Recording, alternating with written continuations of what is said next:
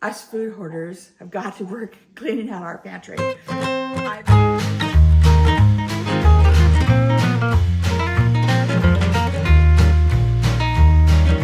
made this slow cooker Rueben dip. They call it a Rueben dip, but we don't ever use it as a dip. We just put it on sandwiches and make great sandwiches. When I was in the Philippines, I made it and I couldn't find deli meat. So I used the canned roast beef, the canned corned beef, I should say. So, I found corned beef on sale. So I bought a bunch of it. We don't like the texture of it with just the corned beef. I mean, if you that's all you have, it's okay. And I guess it's better for a dip that way instead of a sandwich. But so I've got to use this up. Okay, so I'm going to try something different. Again, using up stuff in my pantry. And I also had bought a bunch of sauerkraut on sale when Big Lots was closing and 99-cent store was closing. So I've got like 6 cans of sauerkraut in my refrigerator, in my pantry. So we've got to get this stuff used up. So it talks about in a slow cooker. So I'm going to use my Magic Chef, my one-in-one, all-in-one, one pot. It has a bunch of different names for it. As you know, we're moving into our motorhome. Oh, we bought it. We bought our motorhome. Yeah. You guys will be seeing a video coming up. We've got some modifications doing to it. We're customizing some things.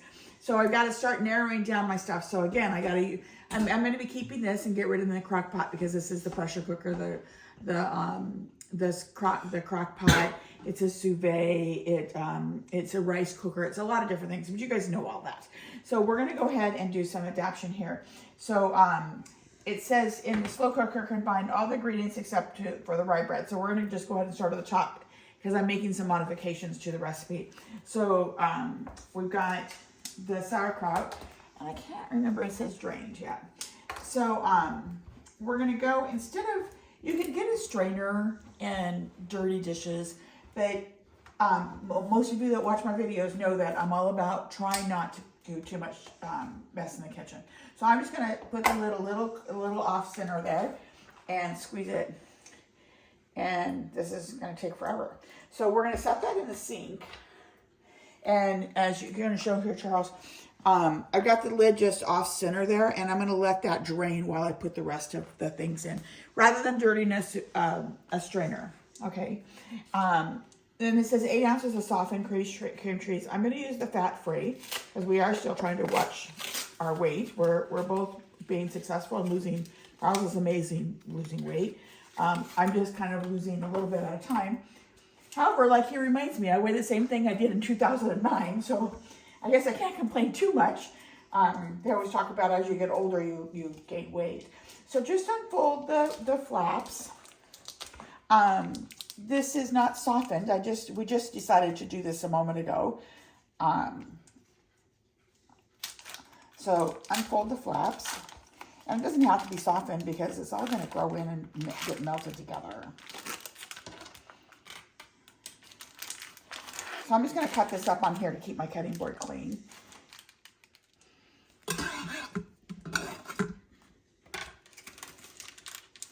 Okay, so then the next ingredient is 2 cups of shredded Swiss cheese. It's impossible to find shredded Swiss cheese. So I buy whatever Swiss cheese. I usually don't buy the blocks. I usually buy the slices, so it's already done. But whatever brand's on sale, because it's going in a dip or a spread like this, so you don't need to have the expensive, how do you say that, Gruyere? Yeah, Gruyere. Yeah, you don't have to have that expensive Swiss cheese. Any Swiss cheese is going to do. A lot of times I'll buy the generic. And so it says 2 cups. I know that 2 cups is about one of these packages. And again, I'm just going to kind of slice it in here. Make sure that when you do this, you don't have the cheese that has the paper between each slice. Because if you slice it first and then you discover it, it's going to be a real mess to get it apart. And you can never have too much cheese. Okay. So then we got, it's talking about, this is funny. Oh, it says, look, it says 8-16. I'm like, so I thought it was 8/16 ounce. I'm like, that's a pound So it's talking about 8 ounces to a pound of corned beef. So this corned beef is 12 ounces. Okay, we're gonna add, and I've never made it with less than 12, less than a pound. So a lot of people don't see these keys anymore.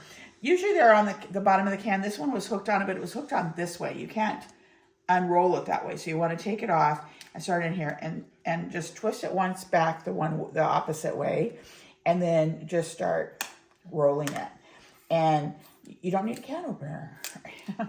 we're watching Next Level Chef the other day, and you tell about it because Charlie, you noticed it. Oh, yeah, the young chef didn't know how to open a can with a key, and so Gordon Ramsay had to help him out.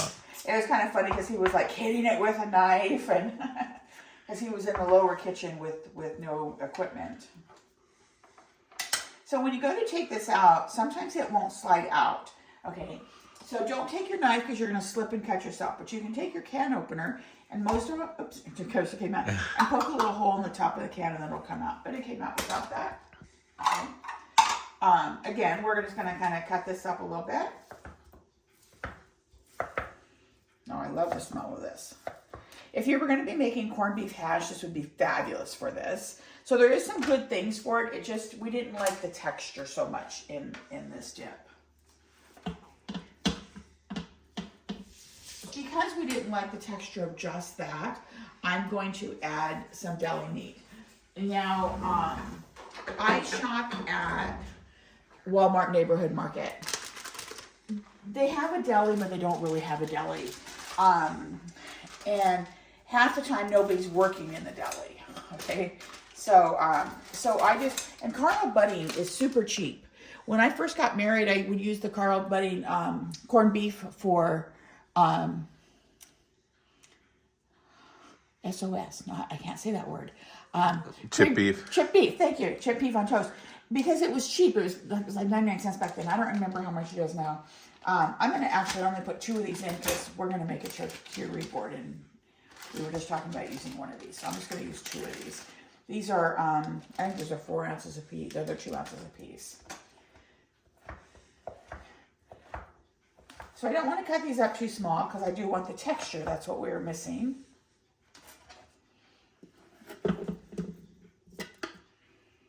Okay, so we've got that in there. And now we're going to put 1 package of artichoke and spinach dip mix from Tastefully Simple.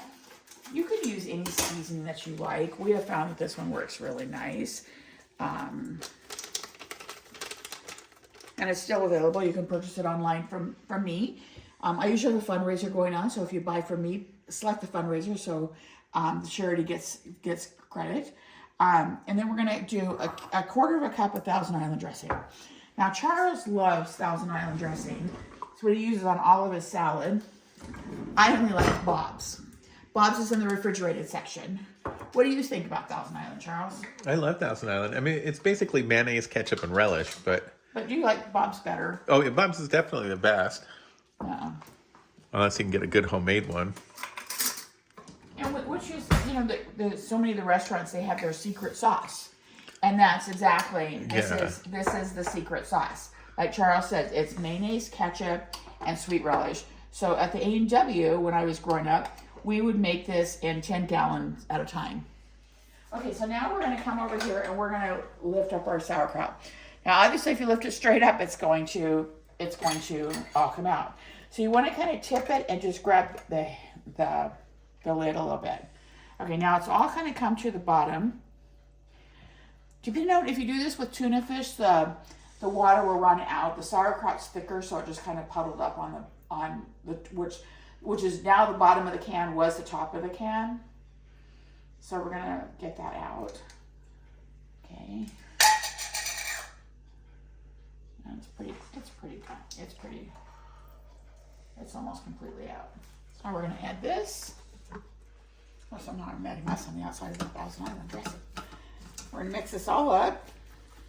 And all you're really making sure is that your dressing, your Thousand Island dressing is kind of mixed around, and your cream cheese is mixed around, and the seasoning, in this case we use artichoke and spinach dip. Okay. And so now we're going to put it in. cover it up.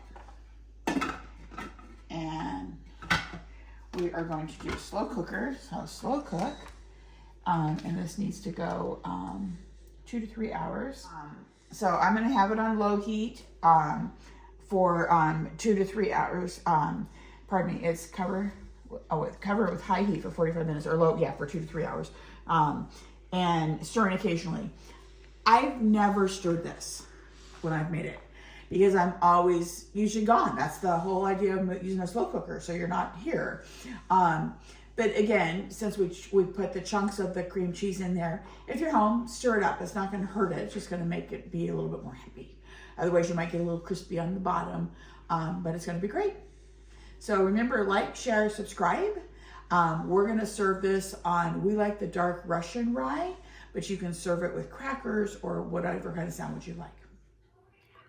So Karalee made this delicious Rueben Sandwich Dip. It's got sauerkraut and corned beef and Swiss cheese and all the stuff that goes into a Rueben sandwich, except for the sandwich. They call it a dip, but we always like to eat it as a sandwich.